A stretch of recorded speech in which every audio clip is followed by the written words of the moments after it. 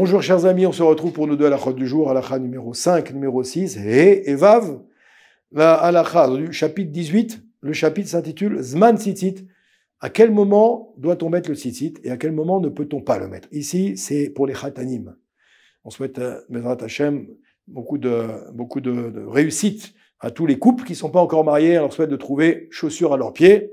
Donc là, dans cette halakha numéro 5, on me dit ici, si maintenant, lorsqu'on a fait la choupa avant le coucher du soleil, hein, d'accord, avant ce qu'on appelle la shkia, et qu'on va mettre un talit, d'accord, alors qu'est-ce qui va se passer? Eh bien, on doit faire la bénédiction, le litatev betzitzit sur le talit. Si c'est avant la shkia. Si c'est après la shkia, on ne fait pas la bénédiction de litatev betzitzit. On ne fera qu'une seule bénédiction qui sera laquelle? Shechianu vekimanu vegianu lazmanazé. Pourquoi? Parce que le talit est neuf. En résumé, un khatan, lorsqu'il se présente au mariage, il doit faire deux bénédictions. Litatev betzitzit parce que madame ou la belle-maman ou beau-papa lui ont acheté un talit qui est neuf. Donc, bénédiction de Shechianu vekimanu lazmanazé.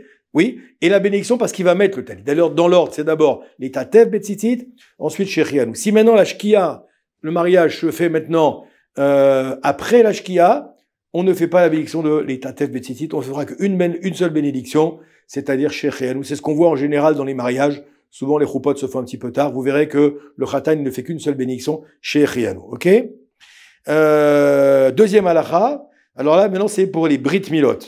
Sandak. Ve'avia ben, alofshim talit gadol be'et amilat, slichim levarech alav utatev bo kemo be'shacharit. Si maintenant, Baruch Hashem, on a un sandak. Sandak, c'est monsieur qui va prendre le bébé sur les genoux. Souvent, c'est le papy ou le papa, d'accord, ou le beau-père, et le père de l'enfant. Le papa qui met le talit pour la mila, ils doivent réciter la bénédiction et se couvrir avec comme pour le matin.